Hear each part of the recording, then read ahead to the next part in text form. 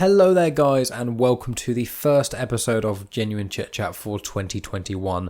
I hope 2020 ended fairly pleasantly for all of you and you've had a good start to 2021. And to kick things off, I'm with my guest, Russ Tribe.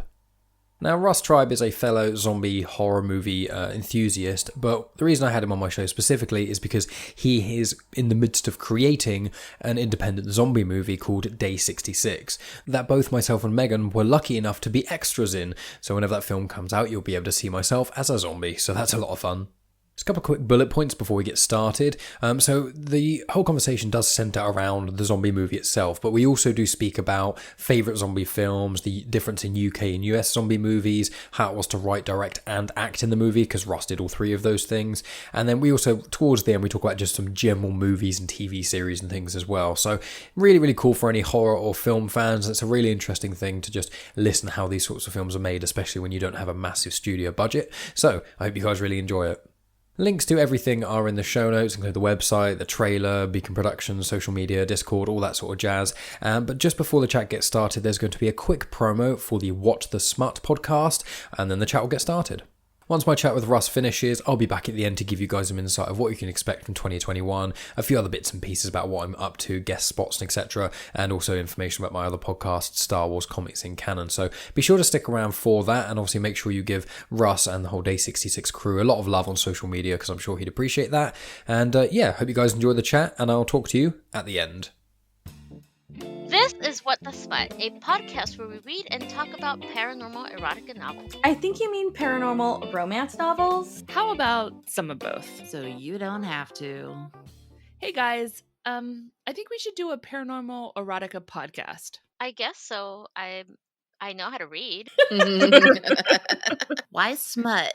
Well, for me, paranormal erotica allows us to examine things like power and sexuality, but sort of outside of our current societal norms. And it allows me to kind of explore the way I personally feel and reflect on my own sexuality whilst reading these kinds of books. That was a good description. And because of sex toys. We rate these books based on our own personal tastes. And then we sum up the book with 5 words. You can find us online on Facebook and Instagram at What the Smutcast, and anywhere you listen to your podcast. Let's wrap this up, people. Who brought the condoms? I think we're gonna need a Magnum.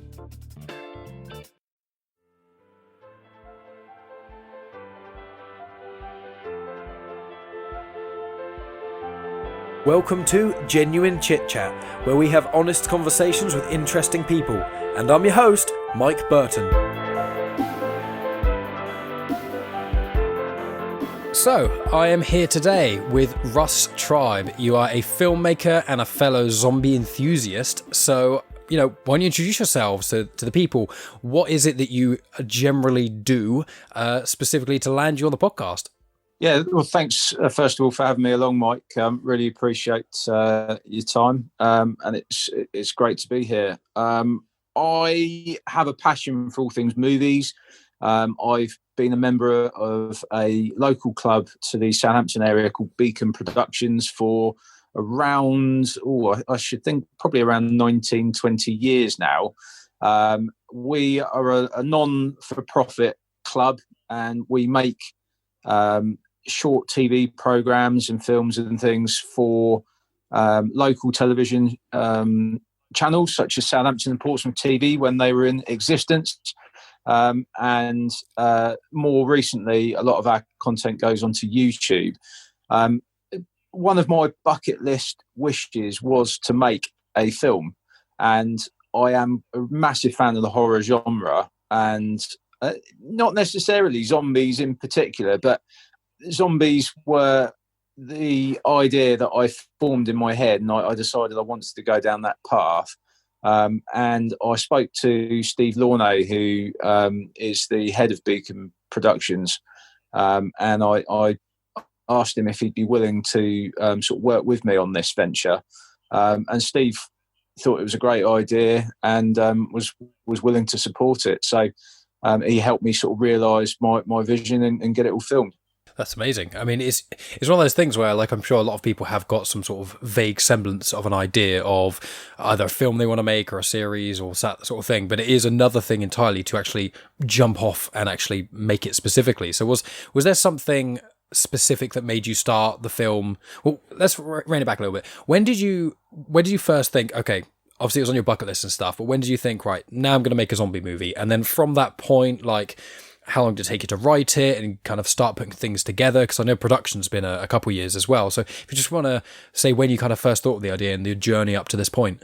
Yeah, certainly. Well, I wrote it in 2017, probably the latter half of.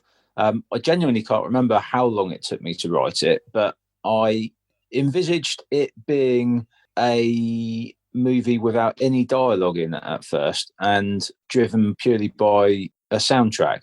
But as I developed the script, I decided not to go down that path. It is largely dialogue free, but without sort of spoiling anything, there's kind of like a 20-minute segment near the start that has pure dialogue in it. And the bits with just Jack in the countryside sort of surviving is largely dialogue free. There's quite a lot of ad lib here and there. So it was kind of tricky, actually, as I was writing it, to determine how long a film it would be, because usually I think they say a side of A4 is typically around a minute of screen time. But that's when, of course, the side of A4 is full of dialogue. When it's full of character direction and things like that, it's hard to sort of determine how long a piece it would be. And actually, it's come out a lot longer than I'd anticipated. But actually, that's quite a nice thing, because it's a good feature length film now. That's awesome. And so with this, how much can you tell us about the plot without spoiling it or anything like that? And I'll say in the intro and outro as well, but I'll have the link to the trailer, which I watched the trailer before Christmas, and then there's the extended trailer that me and Megan watched today, and it looks genuinely brilliant. So I'll make sure people go and check that out. But if you want to give like a vague synopsis of your sort of the plot, I guess, what you can tell us. Yeah, certainly. So it focuses on the character called Jack, who is mourning the loss of his family. He has retreated to the countryside as a result of, the zombie apocalypse. And he obviously thinks it's a lot safer in the countryside. And it follows his journey as he sort of comes to realise, actually, is life worth living when I am the last human left alive? So he's sort of battling with himself, trying to work out whether to carry on or not. So it sounds very bleak, doesn't it? But I have to admit, I haven't seen it in its entirety yet, because it's obviously quite disjointed. We've got a first half and a second half. They've yet to be joined together. But I've obviously got a very good feel for the film at the moment. I've seen both halves several times now, and I can't wait to see it in one go. I'm very excited about this, very proud of it. I think everyone that's worked on it has done a cracking job. Yeah, so to kind of shoehorn, self-promote, yay. I obviously, myself and Megan, we were extras in this, in one specific scene in Day 66, which is really, really cool. And thank you for allowing us to come along to that. And just from seeing what we saw there and seeing not only the makeup artists that you had sort of applying a lot of the makeup, but a lot of the ideas you had and things, just from that couple of hours that I kind of have witnessed. Because, I mean, I'm no expert, but I used to make music videos for bands and things before this, and before that I did YouTube, so I have a vague idea on that sort of stuff, as well as being a movie buff. And from what I could see you doing, a lot of the ideas you had were great, but also the other individuals you had chosen to help you bring this vision to fruition, I think a lot of them are really, really talented as well. So I think them all coming together, it's going to make a really, really good product. Yeah, I hope so. We started filming in April 2018, and I really wasn't very well prepared, to be quite honest with you. Our first filming day was sort of away in the forest, and it was a very wet filming day. The weather forecast had been a bit iffy, but I was confident we were going to have a fairly good day. Far from it. It was appalling. Torrential rain. It started, so we were able to get some good footage done when it was dry, but it was wet a lot more than it was dry, I'll tell you that now. And we had cameras, lenses steaming up and all sorts. I hadn't done a shot list. I was kind of just blagging it straight from the script. A bit towards the end of the production, I became much more organised, as you can imagine, particularly the day that you witnessed. I had a shot list, and that day in particular, there were so many people there. I had to be well organised, otherwise it would have just fallen apart and I'd have just wasted everyone's time. So the pressure was on that day, but I'm sure we'll come to that day in a bit more detail in a bit. But I would say probably around, I think it was May 2018. I can't really remember what gave me the idea to do it, but I wrote to the Daily Echo and I said, look, I'm an amateur filmmaker. This is the production we're currently making. And they gave me a call back and they were really interested in running a story about this. And that surprised me, but they did just that. They interviewed me, they ran a story, and you would not believe the amount of emails I received from people, like yourself, of course, wanting to get involved in being a zombie extra. I think I had around 400 plus emails as a result of that Daily Echo article. I had people offering me the use of their yacht. I had people saying they have American police cars. Would I like to borrow them for the production? I had people say, look, I've got a catering van. I'll be willing to bring that along. Or people just saying, look, I've got a van. If you need kit transported around, I'll help you out. There's so many people wanting to get involved. And none of the ones I've mentioned I ended up using, but I had loads and loads of makeup artists contact me. And I wasn't expecting that at all, because the plea in the Daily Echo article was for zombie extras. But the makeup artist was something I hadn't really considered. Beacon Productions have done their own makeup in-house before. None of us are experts. None of us, as far as I'm aware, are makeup artists. And it's something that we kind of just blag with the kit that we've got. But the fact that there were people, mostly students wanting the experience, willing to give up their time for free, come along and work with us on this project was fantastic. And it was really nice to actually be able to give them those opportunities to do just that. Okay, it's an amateur film, but everyone's got to start somewhere. Their names are going on this production. They've done a fantastic job, and I think it's going to be great exposure for them. So it was lovely for me to watch people like that get something from it as well. It really became like a community project. Yeah, and it's quite ironic in the sense of where you make a film which is very isolationist and it's about, sort of one guy against the world, yet in the production of making so, it has the opposite effect of having sort of the community and the people coming into it, which must, as you obviously have been saying, it's really nice when you have those sort of things where you kind of almost set out a flare and so, can anyone just give me a hand with this? And then you just get inundated with people wanting to assist you. That's really, really cool. Yeah, that's right. And I think Steve in particular from Beacon was concerned about the timing of my newspaper article, if you like, because production was slow and he was worried that we'd lose interest from all these people that had contacted offering their services. And I have to admit, I was a bit concerned about that myself, but I was quite keen on sort of maintaining that visual presence on our social medias to keep people updated with the production, how we were getting on, give them some behind the scenes shots, just to let them know that we haven't forgotten about you, but this is the state of things at the moment. And it was June 2019, our last filming day, where you came along, 15th of June 19, where we did that big zombie horde scene, and everything that we'd done previous kind of led up to that point. That is not the last scene in the film, but it was by far the most complex one for organising and actually getting shot. And I think I was expecting around 100 zombie extras that day. I think we had just over 50, but looking at it all on camera, I'm still really, really pleased with the amount that turned up and how it looks on camera. I think you should always expect a certain high amount of no-shows to anything. And the fact that we had some last-minute parking arrangement changes and the weather was looking a bit dodgy, no doubt put a lot of people off, I should imagine. Yeah, it was an odd day because it was, fortunately, from what I recall, you got pretty much everything you need, and it was only towards the end of the day it was kind of on-off rain, and it was a bit touch and go in certain ways, but from what I recalled, you got relatively everything you sort of wanted to get. And some of the shots, I won't spoil it for anyone, and I haven't said it in any of my other podcasts, but some of the shots you did were excellent, and they're really, really cool. So I want to ask, take a mild tangent here, regarding zombie films and horror films in general. What are some of your, either if there are any influences for this film, or is it more so just any zombie and horror films you specifically love that you want to mention?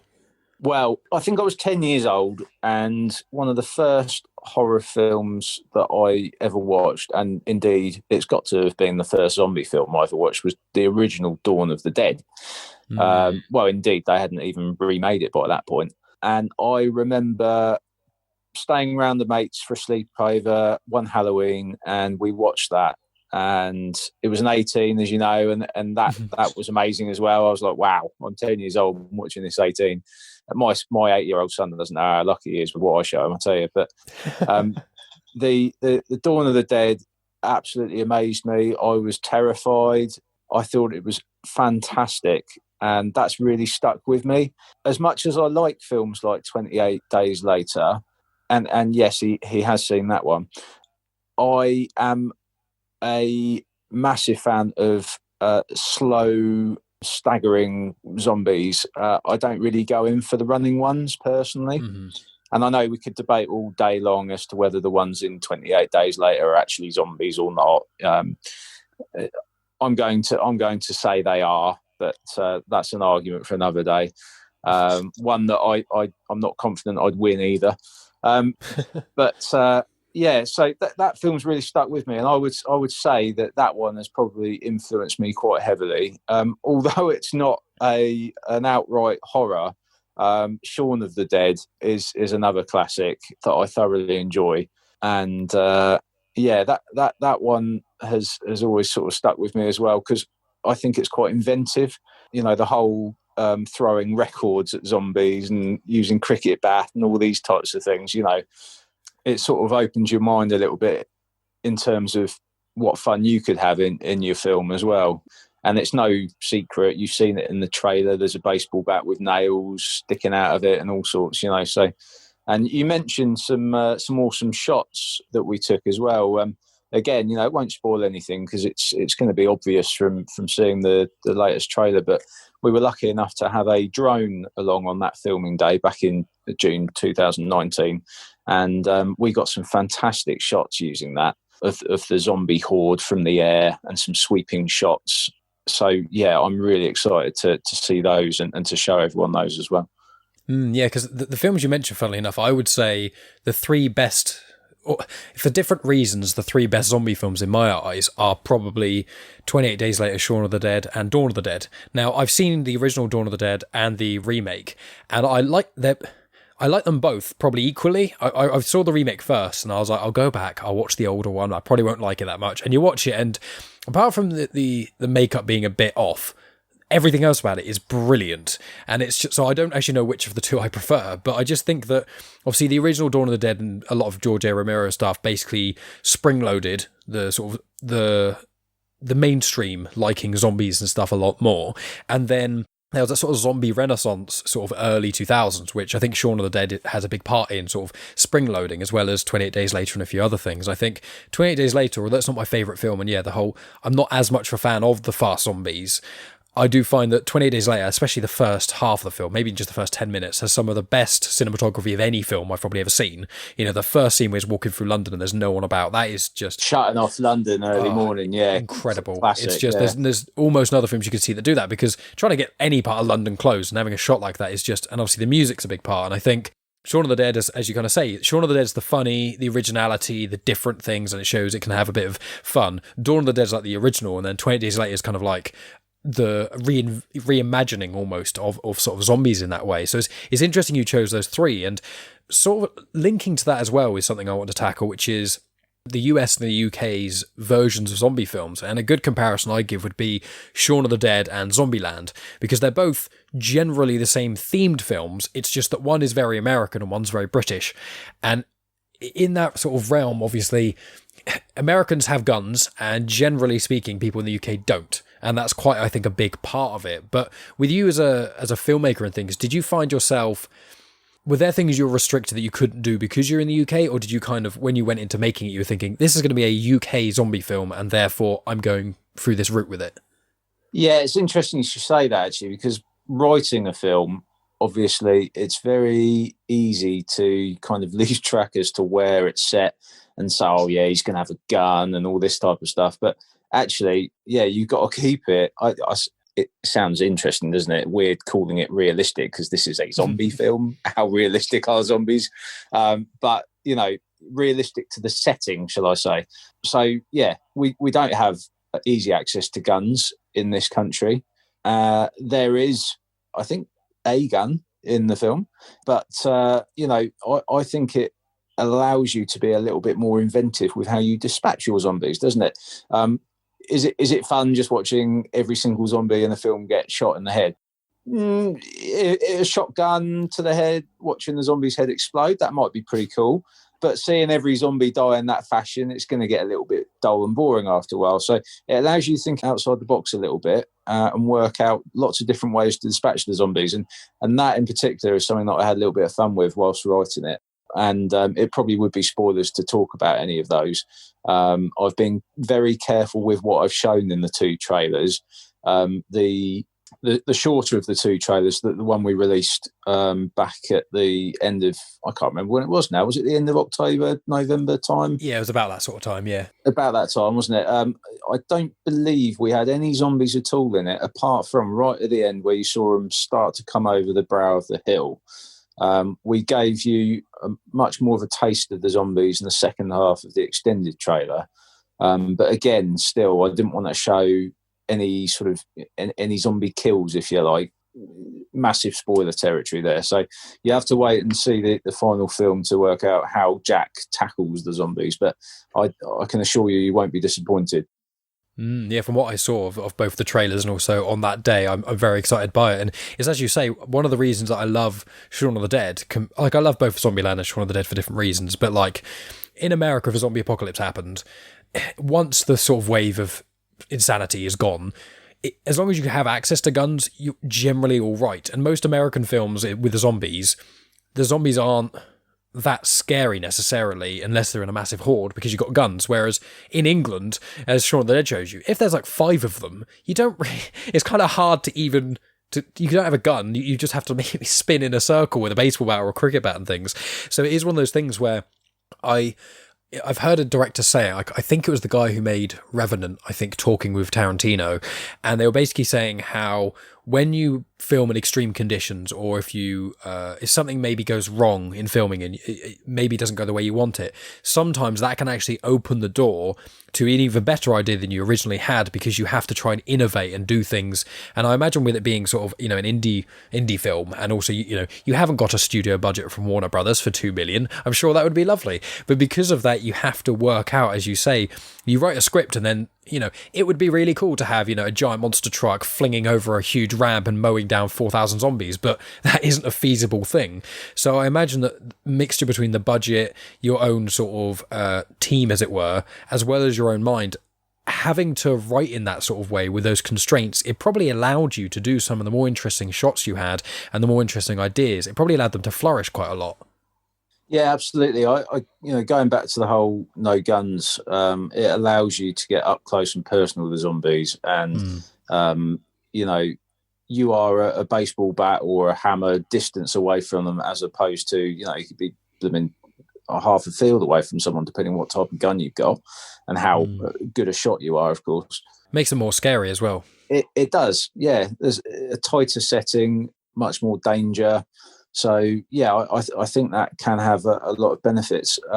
With regards to the makeup, of course, as I wrote it, I guess I was kind of hoping we'd just find a way. I didn't really think about it too much, but because we had these makeup artists volunteer for the project, we were able to achieve some real sort of great gory injury detail, particularly on that day that you came along to us. Having said that, I still managed to find quite a lot of stuff to do myself. I have no background in makeup at all, no background in practical effects. this project forced me to kind of just play around a little bit and see what I could come up with. And again, I'm not really going to sort of go into much detail because it would be spoiler territory, but I had a lot of fun. And let's just say it involved a lot of blood. I still have quite a lot of fake blood in my garage right now, left over from that day. That's amazing. And what was it like being... Obviously, you wrote it, and you basically, this is your baby, essentially, is you did, although the collaborations from a lot of other people have assisted you wrote, star, and directed it. How is it to, because obviously writing and directing thing is one thing, and acting is another thing. So how was it to kind of juggle those three at the same time? Yeah, well, I guess the writing, you kind of get that out of the way first, don't you? And depending on the project, you might want to make some changes as you go on.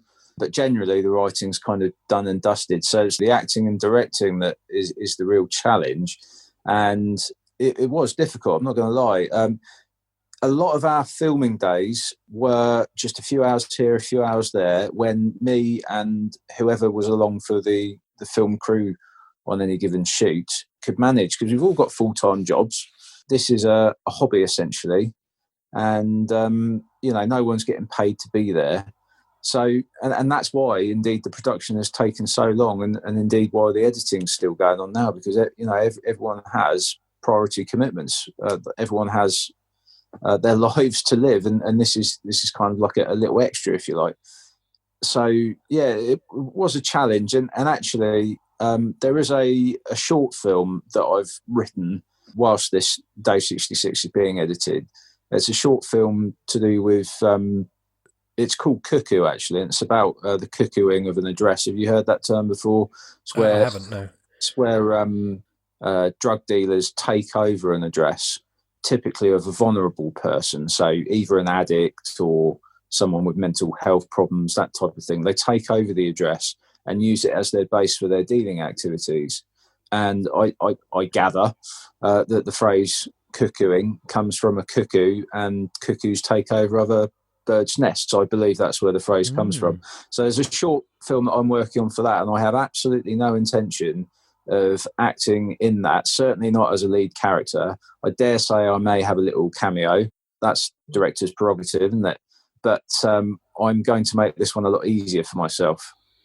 Yeah, because it's like I have not done any proper acting or anything like that. I've done, when I've made music videos before, I did one and I was, air quotes, the star in that, and it's a hard thing to juggle. It's quite a strange thing, because when it comes to, and I've done a very small amount of voice acting as well, but that's in its own sort of realm in some ways. But it is one of those strange things, because if there's a person acting and you're the director, you can kind of tell them what you want, but then when you're the actor, someone's holding the camera, and you have got what it is in your mind, I find it was, at least when I did this sort of thing with the music video, I was like, I want it to be trying to translate what I had in my head specifically to the person with the camera and everything else. I found it was quite hard, and sometimes you do a shot and you have it look in a certain way in your mind, and then you look it over and it doesn't look quite as you thought, and sometimes you can get kind of stuck. And I want to ask, were there any almost pitfalls? Because I know people who make music, for example, they make a track, they near enough finish it, and then they can spend weeks and weeks just tweaking it over and over and over again until they mess it up. I wondered if you, having that amount of creative control, if there was any part where you kind of had a little pitfall, any ideas you just kind of had to kind of give up in a sense. Yeah, I think so. Certainly, as I planned each shoot, well, look, we've already talked about at the start of the production, I wasn't very well prepared. But when I started making my shot lists, I became a lot more organised. And so on filming days, I had a really good idea of what I wanted to do. And the shot lists, I tell you, are really useful. They really come into their own for action scenes where you've got a lot going on, because in order to make an action scene quite hectic, if you like, you need a lot of shots thrown in there. So it's just little details like that you don't necessarily think about when you're not actually making a film. And actually, I think towards the start of production, where I wasn't doing my shot lists, there's an awful lot of longer shots because I wasn't planning them and I wasn't thinking about all these little bits that I could do to make it a little bit more interesting. But the good news about the film is that we didn't shoot it in order, so it's all mixed up, and the viewer will just think that's a natural choice of mine until they listen to this podcast, of course. Yeah, so it's been a learning experience for me as well. Certainly there were things that I planned that we couldn't do, and it may have simply been a question of the camera operator saying, oh, hang on a minute, we can't shoot something from that angle because we've just shot the rest of that scene from that angle and it would look weird. So I was being guided a lot of the time by the expertise of our camera operators. And so I was learning an awful lot from the production, and I think that will stand me in good stead for the next thing, the Cuckoo, that I'm still in the process of writing at the moment. Yeah, well, when you eventually get the hat sort of, once Day 66 has been sort of finished and released and all that sort of jazz, then you can come on the show again, and then you could talk about Cuckoo and things. And sort of in that same realm, prior to this, you said that you've been a member of the Beacon, is it Beacon Productions? Yes. Yeah, you've been a part of that for near 20 years. Have you done many other things creatively like this project, or has it been more of sort of little tiny involvements, or what's your sort of history in both Beacon Productions and creating stuff like this? Well, on the social side of the club, I've been quite involved for the whole time. But in the creative side, I was certainly a lot more involved in my early days there. And that's largely due to, work pressures and commitments and things like that. So I did some directing of some episodes of The Adventures of Stephen Brown. You can find lots of them on YouTube, Beacon Productions YouTube page. It is essentially a Doctor Who style program. That's probably the easiest way of describing that. And they're well worth checking out. Very cheesy, but I think you'll probably quite enjoy what the club's managed to do with the limited budget. It particularly with regards to some of the special effects. They're clearly low budget special effects, but they're great for what they are. And directing a couple of episodes of that was great fun. Steve has a studio at the bottom of his garden at the moment, and that is essentially the Beacon Productions headquarters, if you like. Prior to living where he did live, he used his, I'm trying to think of the order of houses that he's lived at in that 20 years. He did the productions in his garage at the house before that, and at his sort of studio flat before that, it was just in the living room, essentially. So, yeah, it's interesting how things have sort of gone on as time has. But I've kind of lost track of what the question was now, Mike, I'm afraid. That's fine. It was what have you been doing? What have you done prior to this? So you mentioned, was it The Adventures of Steve Brown? Course, yeah. Was it? Yeah, The Adventures of Stephen Brown. I did do some acting as well, and I use acting in a very loose term. I am not a professional actor, most certainly not. And I think that shows in some of my earlier work for Beacon Productions. There's a very dodgy French accent that I put on in one of the episodes that can be found. Luckily, I can't remember the name of that episode, so you'll have to watch hundreds of episodes to try and track that one down. I'm not going to make it too easy for you to embarrass me. And there's a kind of like a soap, if you like, called Strawberry Fields. And there's a spin-off of that which focuses on one of the families from that program called the Parsons. And they're programs that were done by Beacon as well. And I believe they're all uploaded onto the Beacon Productions YouTube channel as well. So you'll have to check those out. And they've done some other productions. They have a Beacon Banter, which is, as you can imagine, it's kind of like a chat show, and they get Beacon people on the show and talk about the productions that they've done, the participation that they've given, and it's a lot of fun. There's a social side to the club as well, so they run annual pool and snooker tournaments, which you pay some money into to basically raise money for productions and things like that. And yeah, all the money generated goes back into the club activities, so it's a great little thing to be involved in.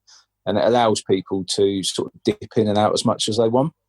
Yeah, it's one of those things with what a lot of people underestimate is whenever there's content creation, there's so many other things that go along with it. It's one of the reasons I really like talking to creative individuals who are creating things out of passion, because you make things work. But it's like, podcasting, it's fairly cheap to do a podcast in general. There's lots of apps you can use that are free and stuff now, but for me, it costs like 10 or 12 quid a month for hosting of their websites and all that other jazz. And then, I've got the microphone and a few other bits and pieces, but all my equipment's quite cheap. But that is kind of, with podcasting, is quite cheap, so it's just kind of a one-off. But then when I speak to people who are in filmmaking or are in anything to do with music and stuff like that, there are so many things that people just don't realise. With podcasting, it's basically recording, editing, social media, releasing. That's generally how it goes. But with the more complicated the media becomes, the more layers of complication there is. And with making a film, people think, oh, if you make a film that's, say, an hour long, that'll only take a few days. It's like, no, it'd take a few days to even consider writing it, let alone the editing and all these other things. So it's like, I really sympathise not only with yourself, but also with big into productions of, there are so many things that go into creating media content that people just don't fully understand or comprehend. Absolutely. And that's a very good point you make. We have...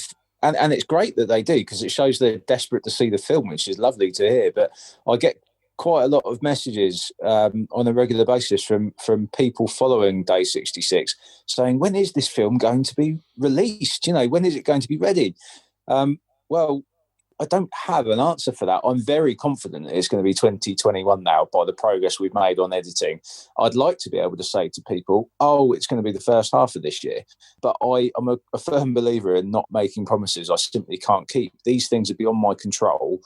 The film is currently being edited at the moment. We've done the vast majority of that. There's some tidying up that needs doing. My good friend Matt Hasker is doing the music for the film. He's always wanted to do a soundtrack for a movie, so he was delighted to get the opportunity to do just that. But again, he has a full-time job that needs to take priority. That's where his income comes. It would be totally unreasonable to expect someone to just put aside all that just for the sake of my amateur film. Do you know what I mean? So, it's great. We've got all these dedicated individuals, but it's a question of them just finding some time at home in their busy lives to crack on and do it. And that has been the main reason for the delay. And I never lose sight of the fact that actually, yes, I'm kind of at these people's will, but I'm just grateful for the time that they are able to give to it. I'm certainly never going to be rushing them along. It'll be ready when it's ready. But it's a question of just keeping people's expectations in line via our social medias and keep them engaged and make sure they don't forget about the production. Basically, that's my job. And actually, the social media has grown quite nicely. I forget how many we've got following on Twitter at the moment. I think it's just shy of 800 people, which I think is pretty good. We got slightly less on the other social medias, but I don't really sort of plug those quite as much. The YouTube channel's doing quite well in terms of viewers of the latest trailers, particularly. It shows that people really are interested in the film and are desperate to see it. And I love when people retweet or share the trailer, because it just gets it seen by even more people. My dream would be to see the latest trailer go viral or something like that. But I'm afraid in order for that to happen, I think you've just got to get lucky and get a celebrity with a large fan base themselves watching it and doing me a favour by doing a retweet. But I can't see that happening. Yeah, I know what you mean. I'll be sure to share the trailer and things as well on social media. I've been meaning to do that as well. And then when obviously the film is out, I'll do a big thing about that too. And obviously this whole show is kind of trying to plug that as well. But I think about I that sort will of thing. reciprocate, Mike. Guarantee that. Wonderful. Well, thank you so much. I really appreciate that. It's collaboration is one of the big things. It's just like with independent projects, either podcasting, music, films, or otherwise, it's all about collaboration. And obviously what you've been saying about the individuals that have been helping you along the way, the makeup artists, the extras, etc. like that is a part of it as well. But it's collaboration across the board. And it's one of those things where I often kind of think, like, I have a following with this podcast on social media and etc. And I'm very happy with my audience, very thankful. But it's one of those things where you kind of think of it and you go, if one famous person with, 60 million followers just retweeted one thing of mine, it could potentially change my entire life. And it's just like, you can't really hope for that. It's one of those things where I always hope for it because I'm a sucker, but it's like, come on, someone famous just see it and help push it. So I'll help with your dream of pushing that viral. I'll retweeting things, and obviously I want as many people to see this as possible, because it is, I love zombie films, I love horror films, and I love independent people who are passionate about things and are creating things because they want to, through whatever difficulties they come through and whatever. They're creating it because that's what they want to create, not because you've got a Warner Brothers deal of, several million, and they're saying, look, you need to make a zombie film. And so I was like, all right, I'll make one. It's like you actively want to make one regardless of the hurdles, which is really nice to hear.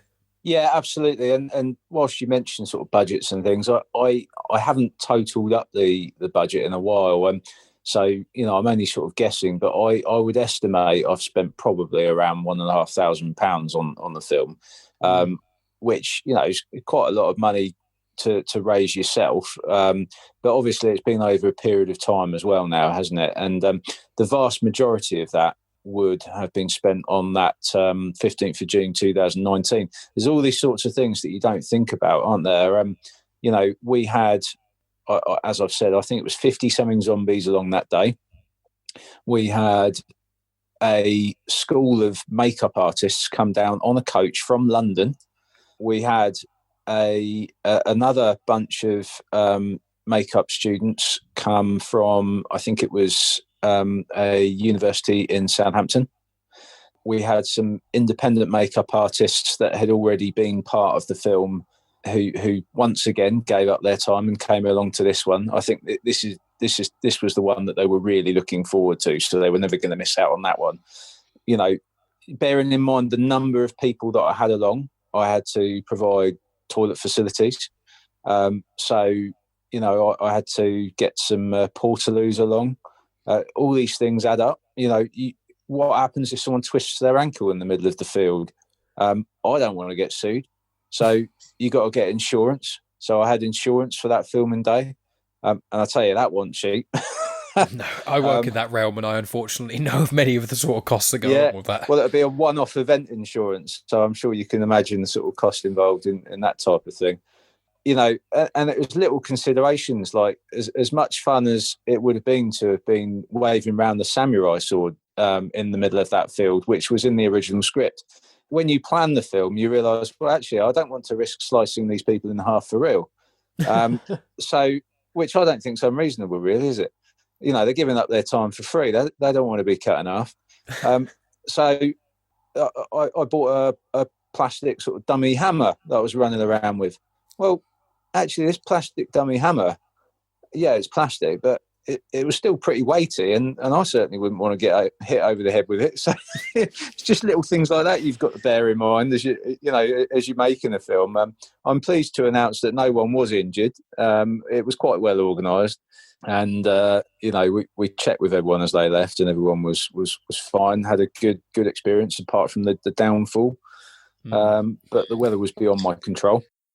But it's all these things that you don't think about as you're writing a film, that actually when you make it, you realise, oh my God, how am I going to achieve this? And sometimes the sad fact is you've got to throw a little bit of money at it. But at the end of the day, it's either that or give up the dream of getting a film made. And as much as it frustrated the wife, I had to get this thing finished. Yeah, I know that sort of feel. Meg, unfortunately, is very supportive of my podcasting stuff, and I'm sure your wife is too, but it is that sort of thing of sometimes they're like, you're doing it again. You're spending several hours this weekend doing your passion project thing. It's like, it's fine, you can do that. But I thought we'd have some time to ourselves. It's like there's that two minds, isn't there? Where it's like, okay, there's the work mind where I have to, make money and all that sort of other jazz. But there's also the sort of the other party that's like, I just want to be able to do whatever the hell I want all the time. I want to go off and make a movie and do a podcast. I want to come back and watch TV and not have to worry about. But unfortunately, for most of us, we do have to have a balance. And that's one of the things that I think a lot of the time that makes a lot of independent creations even better in a lot of ways, because not only do you have more hurdles to jump over, but also I find that with podcasting, at least, there's a few podcasts I do really like, and I'll say Joe Rogan as one is the sort of one of the biggest in the world.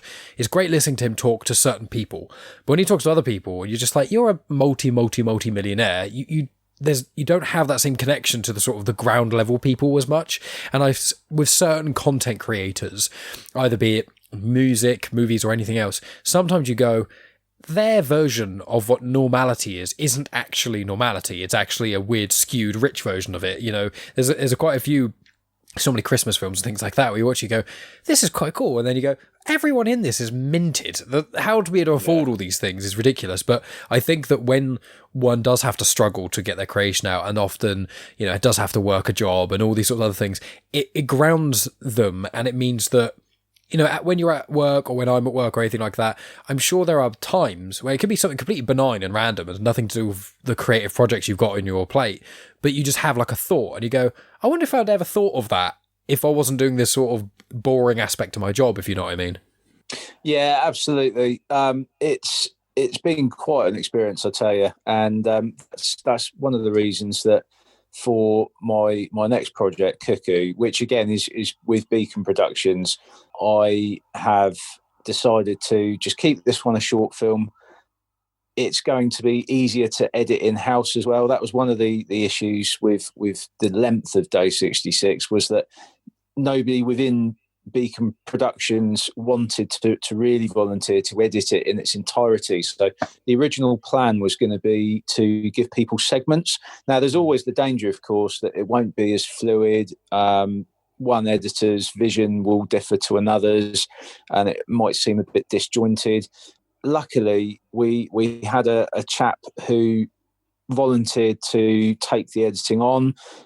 Sadly, he had some massive technology issues with it during his editing experience of Day 66, and it became really frustrating for him. I think he lost an awful lot of data, had severe laptop issues, and that combined with, you know, the stresses of normal life meant that he had to pass the torch. I totally understood that. A lot of his work is still in the final film, but we're kind of bringing some of it just in line with the work that the current editor Ben has done on the production. So yeah, I've kept the next project a lot more manageable. I'm sure my wife will appreciate that. She realised that I was getting quite stressed making the film. Every time I was planning for a filming day, and as the filming day got nearer and nearer and nearer, I'd start to panic. Have I got everything organised? The last thing you want to do is to look a right idiot, turn up unprepared, and not get very much shot at all. As the production went on, I was a lot more realistic with how much stuff we'd get shot on a particular day. I think towards the start of the production, I was planning loads more than we'd ever get done, not realising, well, actually, you know, things are a lot slower. One of the things with the film is that, of course, in a post-apocalyptic world, there's not going to be any background noise, is there, of cars, people, traffic, whatever. So an awful lot of the film we had to shoot without audio because of the locations that we chose. There was a wooded location right behind Beacon HQ in the Parkgate area of Southampton in Hampshire, which is right next to the M27 motorway. It was a fantastic location, really convenient, meant we didn't have to waste loads of time travelling anywhere. But what it does mean, of course, is that we're going to have to record lots of what we call Foley sound to add over the edit. Now, I haven't gone out and shot all that Foley sound yet, recorded that sound. I'm hoping that an awful lot of the time will be used with Matt Hasker's soundtrack, and it will limit the amount of Foley I need to go out and record. But these are things that I'm going to be discovering over the next couple of months, no doubt, and will again influence exactly when the film's going to be ready for release. So that's another thing I didn't think about when I wrote it, of course. You know, next time I would write a horror film that perhaps is set in the world as it is now, so that I can shoot it with sound as I go on, because that would make my life easier in the edit process. Yeah, it is a weird thing when it comes to audio, both in the sense of music and also in the sense of, as you've explained, there's a lot of random parts of disjointed. I mean, there was me and Megan were watching a cooking show last night on Netflix, and there were parts where the host or whatever would be speaking to the camera, and then it would, like, the camera would pan to the contestants and whatever, but you could hear that only slightly, but you could hear the change from where it went from in studio speaking to voiceover. And that minor change, it was just because of obviously the type of mic used. If you're in a studio, there's no other sound, etc., etc. But it's so weird that little thing bothered Megan a little bit, and she was like, every time it changed, she noticed it. And it's something that doesn't affect how good the show is. It's a cooking show, so it's quite simple and stuff. But like, when you get into horror or some of the more serious genres and things, it is things like, you know, one thing that I've noticed is sometimes when you get YouTube videos, especially older ones, you keep your recording outside, and the problem is whenever someone speaks, the wind blows really loudly and you can't hear anything. And there's lots of weird little things like that, which are a massive pain, where it's like, if you want any audio to sound real, a lot of the time, you know, yeah, you film in one location, but then you have to go record in a different location of just your own footsteps in a quiet little place, because, as you say, with noises for cars and all the other things, I mean, planes going overhead, etc. It's just like there's so many. Well, yes, we do need a plane to be edited out of the film. There's going to be some masking required. Well, yeah, I mean, it's things like that people, when people watch films and things, if people watch a film and they finish it, they don't, from what I can tell usually, people don't consciously decide whether or not they like or dislike something when it's a movie or music or whatever. What normally happens is they have an immediate reaction to it, and then they kind of work backwards to try and find out why they feel that way about it. And a lot of the times people will watch films and they go, I really didn't like that film, why? And they can't figure it out. And then after a while they go, I think it was the editing. And then when you go back into that film and you know that, oh, maybe the editing's a bit crap, when you've kind of got that in your mind, then you kind of go from there and you're, oh, wait a minute, yeah, it is at this bit. But sometimes people won't like something and they won't even really know why. And I think audio is one of the big things of that, where audio is such a weird thing where we just are consuming audio all the time, no matter where we are. And people don't give it as much thought as I think normally would. Obviously, you clearly have. But there's a lot of people, I think, that don't realise how important audio can be in things where it's not the forerunner, if you know what I'm saying. Oh, absolutely. Yeah, we as Beacon Productions, a few of us made a short film earlier on this year. I can't remember for the life of me what it was called now, but it was something that I was involved in as an executive producer. And it was only like a 5-minute thing, and it was really good. But we went to an event in Portsmouth where it was a competition to decide that, you know, the best short film. And they ranged in quality. Some were clearly very good, and others were clearly very amateurish, particularly with regards to the sound. And sound is something that, like you've mentioned, you know, is integral to a film. A lot of people were recording clearly on mobile phones and things like that. And of course, like you've pointed out, things like the wind really can mask what you're saying. Sadly, there's a whole scene set in a school during day 66 where we were using a boom. It's inside, but I think the audio chap that day was having a bad day, and I'm not convinced it was switched on. So the sound for that entire scene is through camera. Because it's inside, it's certainly not muffled, and you can certainly hear what's being said, but the quality is sadly not very good for that scene. But I keep telling myself, this is an amateur film. These things happen. You just got to get on with it. I'm not going to cut it out just because the sound was bad. It's one of those things, you know, it just shows you what type of film it is, doesn't it? You know, we're going to have a good day one day, we're going to have a bad day the next.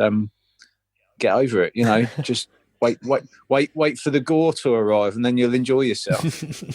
Well, yeah, exactly. And sort of keeping in line with that a little bit, I know we're getting nearer the sort of end, but I still got a few things I want to talk to you about. And it's less so, more things about the film is great. I'm always happy to hear more stuff. But out of interest, with some of your other sort of passions and things, is your main sort of hobby to do with Beacon Productions, or are there other stuff that you kind of like to do outside of work and family matters and things? And in line with that as well is, I was going to ask more about movies and stuff too. So is there other stuff that you like to get on with in a sense that you have as hobbies and things? And also, What other films do you like, apart from the zombie things that we tackled? I'd like to hear some of your horror recommendations as well. I've asked you about 3 questions in one there, so take your pick. That's all right. I think absolutely. Well, starting with Beacon, I wouldn't describe it as my main hobby. It's one that I very much enjoy, and I sort of dip in and out of it as and when I can.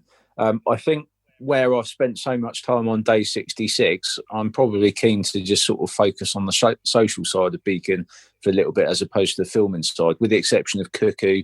But I need to fine tune the script with regards to that at the moment. I've got a few other things going on in life at the moment, so I'm not in a rush to get that one done. But we'll get there soon. My passion in my spare time is watching films. It always has been. I am a massive movie buff.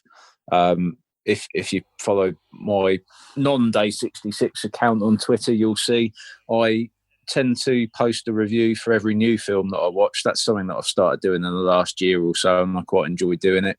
I don't want to give away the sort of dates and stuff if it doesn't tally up with what date you broadcast on here. Am I all right? Yeah, go ahead. So we're the 5th day of January at the moment. I've watched 5 films so far this year.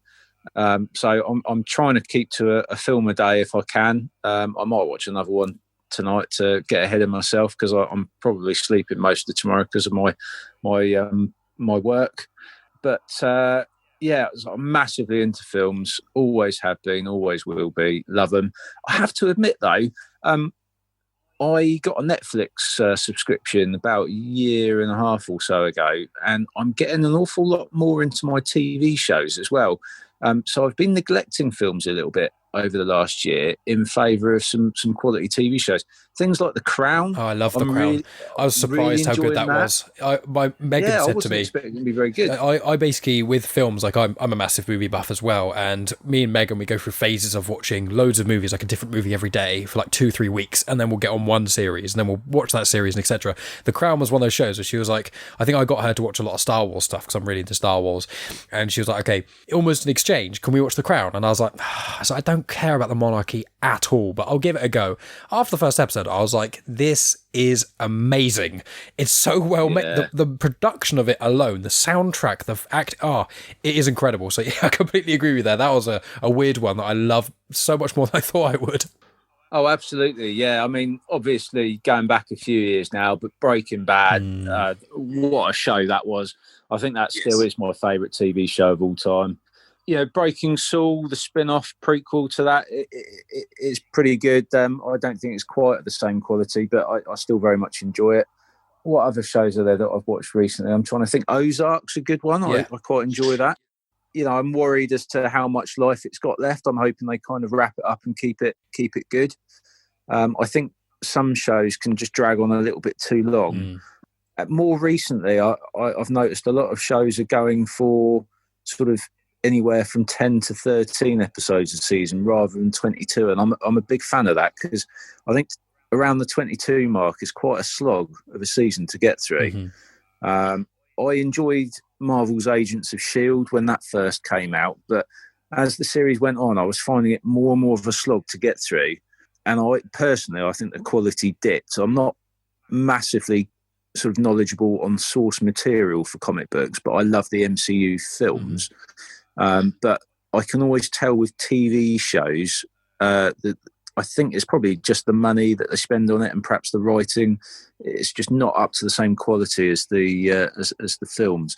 The exception to that, I would like to say, is The Mandalorian. I thoroughly enjoyed both seasons of The Mandalorian.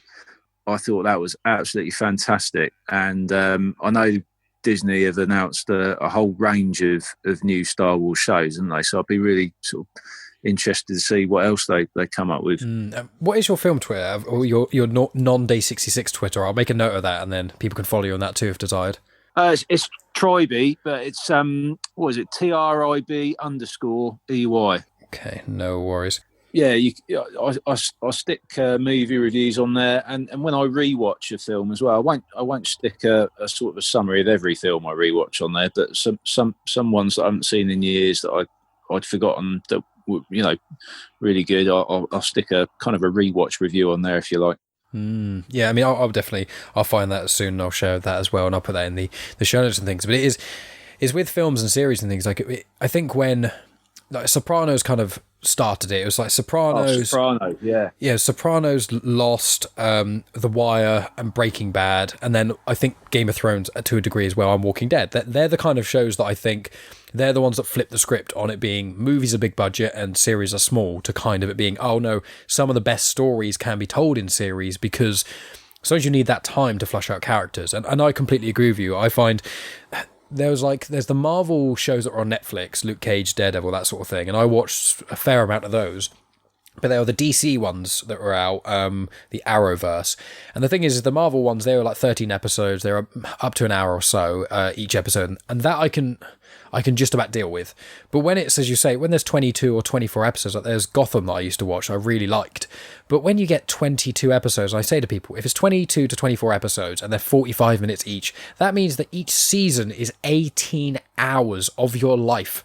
And it's like, as much as I love a lot of TV shows and things, it's like, sometimes when you want to go into a show and there's already 6 seasons out, well, 6 times 18, well, that's like 108 odd hours of just one show. And so for me, I'm in the same boat as you. And when they announced Mandalorian and things, and it's only 8 episodes a season, some episodes like 30, 35 minutes, others are nearer the hour mark. But I just think that's so much easier to ingest. Even like Game of Thrones, 10 episodes a season generally, an hour long each episode generally.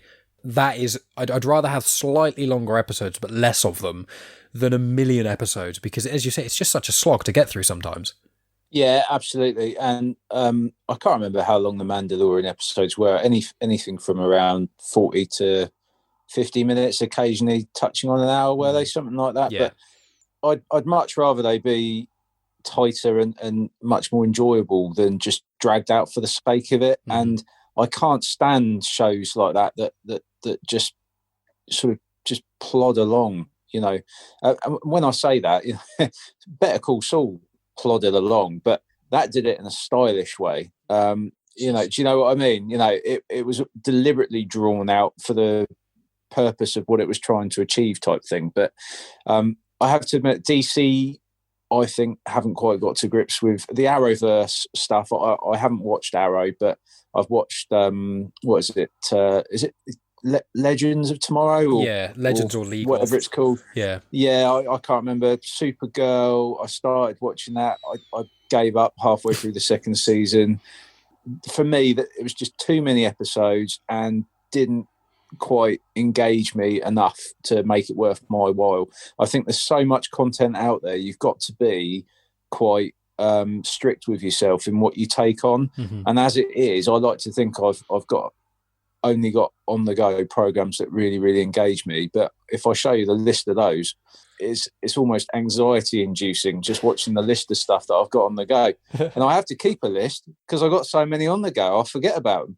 And I don't want to be 2 seasons into a really good show and forget that I'm, invested in it. So it's got to the point now where I do have to keep a list. And that itself shows that I'm taking on too much, doesn't it? And trying to find the time to then watch movies, which I'm really passionate about as well, and probably keep my marriage in check. It's really quite difficult. So, there we are. But, I know exactly what you mean, though. I'll find a way somehow. Yeah, it's one of those funny things, isn't it, with movies and series and things, where we're in this strange time, especially, lockdown, all that other jazz. It's one of those things where it's like, I'm very happy that we've got all this content and stuff, but for me, I've got my fingers in many pies. So, and obviously you are creative as well, so you've got a similar sort of thing. But I've got 2 podcasts, and I'm a massive music lover as well as a massive podcast listener. But I'm also a big movie buff. I love playing video games. I watch a lot of series. I'm massively into Star Wars and the MCU and the DC movies, although they're not as great. I've been getting into reading comic books recently as well, and it's just like I don't have enough time. And when there's a bajillion series that are out, and every 5 days someone messages me and goes, God, you should watch this series, it's incredible. How many episodes is it? 22. Oh, okay. How many series are out? 4. You're like, I can't borrow that. It has to be the greatest show ever created ever. And it's most of the time it's not when they're that long. And I agree with you with the DC shows and things like that, but it is sometimes it's nice with movies, because some of my friends are more into movies, some into series, etc. I do like the fact that when you watch a movie, unless it's like, part of the MCU or it's a part 1 or part 2, whatever, generally speaking, in an evening, when you start a movie, you finish it that evening. And sometimes it's quite nice to just think, okay, for the next 2 hours, everything I watch is just going to be the next 2 hours. If I miss the odd detail, it's not going to screw up a whole massive storyline, months down the line. And so it is one of those things where things are sort of shifting, but I still love movies and what's happening at the moment with cinemas and stuff. Like, out of interest, are you an individual who loves going to the cinema? Yeah, I certainly used to go into the cinema. I think days. in the last year, I've probably been once to see Tenet. I haven't seen that yet. Is that good? I loved it. It's not his best film, but it's up there for me. The simple concept is so intricate. Even after the second viewing, I'm still trying to just tie up a few pieces. And people might think, well, if you can't comprehend the film after watching it once, it's clearly not a good film. It hasn't sort of explained itself. And I totally understand and accept that point of view. But for me, even if you don't get Tenet, just the experience of watching it and the whole concept itself is just mind-blowingly amazing. And you can just enjoy it, even if you don't fully understand it. And I wouldn't say that about a lot of films, but for me, Tenet is one of them that you can both not fully understand but thoroughly enjoy. I'm one for firmly believing everyone's entitled to their opinion on a film. I would never mock anyone's opinion. If you don't enjoy it, fair enough, but yeah, I would recommend that one. I was gutted that I couldn't take the family to see the new Wonder Woman though, because Cineworld sadly have closed their doors at the moment, and what we've moving into sort of quite restrictive tiers and now a complete national lockdown, I don't think we're going to be able to. So I'm hoping it will be streamable soon. Obviously, we don't have HBO Max in this country. I'm hoping it will be streamable on one of our services in the UK. Yeah, I'm hoping, because with the HBO Max thing, because I heard about that in the year, because they were basically saying for this month or so, they're basically dropping every Warner Brothers film that's going to be out in 2021 over the space of a month, which includes, I think, June, Wonder Woman 84, I think the new Space Jam, Tom and Jerry, lots of random bits and pieces. But it is like, we don't have HBO Max, as you clearly pointed out, but I hope that it'll be on Now TV, because Now TV is connected to Sky, and I'm quite fortunate because, like, me and Megan, she pays for Amazon Prime, I pay for Netflix, her mum pays for Now TV, and we all share each other's accounts. And then me and Megan also have Disney Plus. So it's like, we've basically got every streaming service. We don't even watch TV in the flat I'm living in with Megan. We don't have a TV license. We never watch live TV. We don't watch anything on BBC iPlayer or anything, because there's so much other content now on so many other streaming services. It's just like, we've got them all. But hopefully it'll come out on Now TV, because a lot of the other HBO shows, Game of Thrones, Chernobyl, that sort of thing, they air on Sky, and then Now TV is just basically Sky. So I'm in the same boat with you with Wonder Woman 84 and things. I've been getting Megan into more things. Quite a classic I'm going to watch with Megan later today, and we'll just wrap up soon as well, is I showed Megan Interstellar the other day, because I love Christopher Nolan. Dark Knight trilogy, Memento is a phenomenal film, Inception's great, Interstellar's amazing. So I showed her Interstellar a couple of days ago, and I still think it's one of the most beautiful films probably visually ever. It's such an amazing film, and I was really excited to watch Tenet. But funnily enough, tonight I've managed to convince her we're going to be watching Spider-Man, as in the Tobey Maguire one from the 2000 or so, because she's not seen that. She's seen all the MCU movies, including the Tom Holland Spider-Man and stuff, but she hasn't seen Tobey Maguire's Spider-Man and then Andrew Garfield's Spider-Man. I'm like, well, there's maybe going to be some sort of multiverse crossover thing that they're building up to in either Spider-Verse 2 or Tom Holland Spider-Man 3 or Venom 2, whatever ones they end up being. So I'm like, okay, you need to learn your sub. You need to watch the Tobey Maguire Spider-Man films. You need to watch the Andrew Garfield Spider-Man films, and then you can appreciate all the Tom Holland films as well. I was tempted to show some of the really, really old ones. The ones from like sort of 80s and 90s, not specifically Spider-Man, but the really horrendous Marvel films that they're in, like Lycra. Some of those ones. Oh god, yeah. I think there's a Captain America, isn't there? Yeah. From, I can't remember if it's late 80s or 90s, but I seem to remember that one being pretty awful. But going back to what you're saying about rewatching all the original Spider-Man films, I think that's quite important, because from the sounds of it, Spider-Man 3 is going to be quite the mix of things, isn't it? It sounds like everyone's going to be in that. I'm actually hoping that Jack from Day 66 might even be in it. That would be, I mean, I'll tell you what, that would be a twist that I don't think anyone would Well, see coming. it seems like everyone's going to be in it. Well, why not Jack from Day 66 as well? I think we should push for this. We'll do a petition. We'll do a petition online. We'll push. Absolutely. For Jack, the greatest hero among men, needs to be in Spider-Man 3. Too right. Oh, wonderful. Well, I mean, it's been absolutely wonderful speaking with you, Russ. Before we head out, what are the sort of last things that you'd like to say to people, and anything else you want to just kind of say before we hang this up? Any links, places people can find you, all that usual jazz, and then we'll hang this up.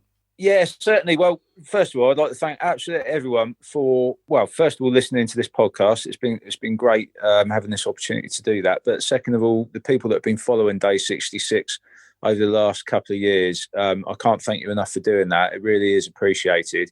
You're all very passionate about all things horror, zombie, and clearly very keen to see the film, and that's lovely to hear. Genuinely. Also, the people that have given up their time for free to get involved with the project, from makeup artists to crew to extras, the list goes on.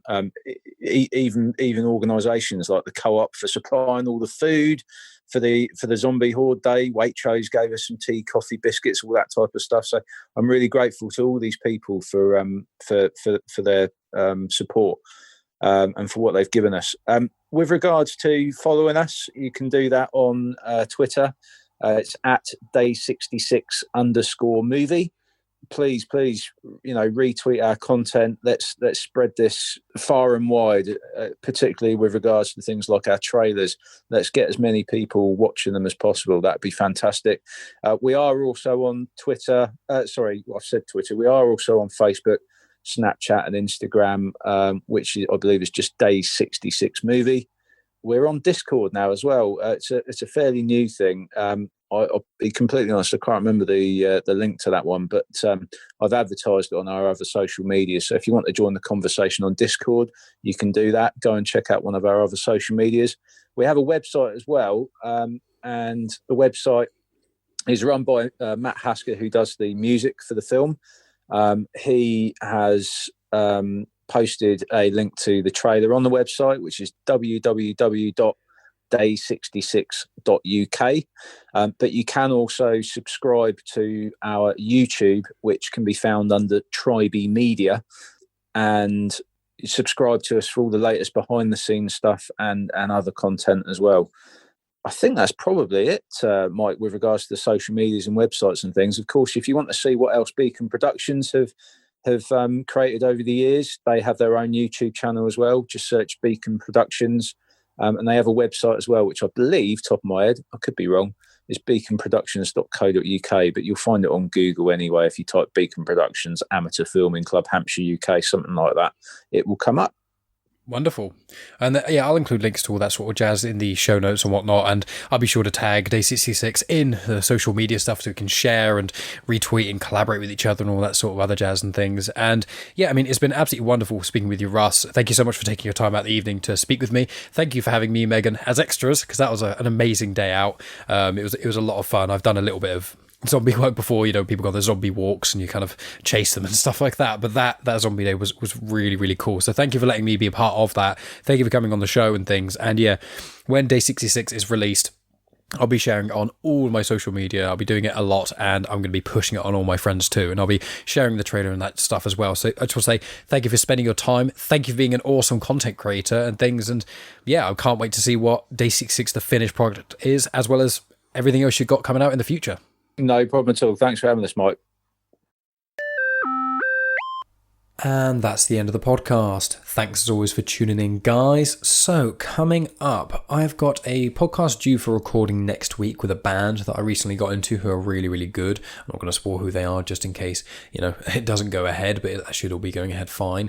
I've also got quite a few collaborations with other members of the Comics in Motion family, which is where my other podcast is, and also quite a few things in the books, but I'm trying not to make things too busy for myself immediately in 2021, so I'm not sort of drowning in podcasts and then I've got weeks and weeks and weeks of backlog, so I'm trying to kind of play it by month. But I've got quite a few things planned, but there's not a huge amount I can specifically talk about as of yet, except I have been doing with myself, Megan, we've both been going on the 20th Century Geek podcast to do a Batman retrospective. So I've been looking through all of the Batman films, Batman 66, the 4 sort of Burton-verse ones from the late 80s and 90s, and the Dark Knight trilogy. We've recorded 2 of the parts thus far. We're recording the 3rd part in a couple of weeks' time, and I believe in January, so in this month, at some point the 1st part will drop there. So make sure you check out that, but when that actually does drop, I'll be sure to include links in the show notes and I will mention it and stuff.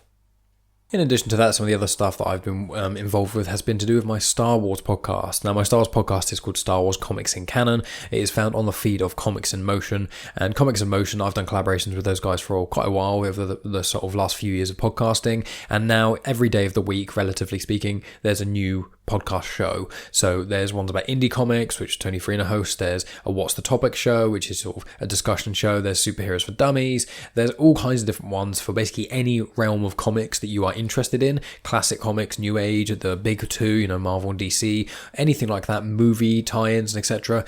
Anything to do with comic book movies or generally nerdy stuff, you can find on Comics in Motion. It's really, really good, and the family we've got there is incredible, and it's basically it's top tier now. So that's when my Star Wars podcast airs, and the newest episode is up now, and I tackle the Age of Republic comics for Anakin Skywalker, Padme Amidala, Mace Windu, and then Rex, as well as Jar Jar Binks. They're all set around the Clone Wars, so if you like the Clone Wars series, it's probably worth checking that out. And in my podcast, I basically just go through the comics, I explain some of the narratives, connect the dots to other sort of Star Wars content that's in the canon. I also go into detail about certain species and things, just at certain points as well. I've also done a book review. When I interviewed Claudia Gray towards the end of 2020, I put that interview on that show feed as well, just because it was Star Wars related. And I've also got a couple of other people involved with Star Wars who I'm hoping to have on over the next few months or so. One of them's kind of already in the pipeline, and the other one is just kind of waiting for the green light as well. So very excited about that. But yeah, I obviously love Star Wars, hence why I've started a Star Wars podcast. But whether you have been watching just The Mandalorian recently, or if you've been into all the films and all the series, whatever, it's good for anyone. If you've never really watched any Star Wars apart from the original trilogy, you could still get along with my podcast. Each episode is slightly different, so it kind of just depends what you sort of fancy. And in addition, if you guys really want people to talk about The Mandalorian quite a lot, and we did a special on the feed of Comics in Motion. It was under the banner of Star Wars Comics in Canon, and each week we basically did a discussion on the Mandalorian episodes. It was a lot of fun to do. I was on 3 or 4 of them, and then 3 Scott Weatherly of the 20th Century Geek, and then Chris and Dave of Comics in Motion were on the other episodes too. So if you fancy that and you want little nuggets of information that I bring in, which basically kind of connects the dots to certain bits and pieces in the canon and a little bit about legends and stuff. So if there's anything that you kind of watch The Mandalorian and you're like, oh, who was that character, or what was this mentioned for, and you don't really want to go online and have to research loads of stuff, check out those specials because we've got you covered. Anyway, that's more or less it from me, guys. As I said, I hope you've had a pleasant end to 2020, and I know that 2021 has been quite mental, especially for you guys over in the States and things, but hopefully you and your immediate circle and your close friends and family and things, I hope that you guys are all doing okay. But you can always contact me on social media. I am at Genuine Chit-Chat on Instagram, Twitter, and on Facebook. And yeah, reach out, speak to me. You can email me as well. All the details in the show notes, and all the guest spots I've been doing recently are in the show notes of this podcast as well. So lots of stuff to get your teeth into if you need some more podcasting content, or you can just contact me and ask. But yeah, thanks as always for listening, guys, and I'll talk to you next week.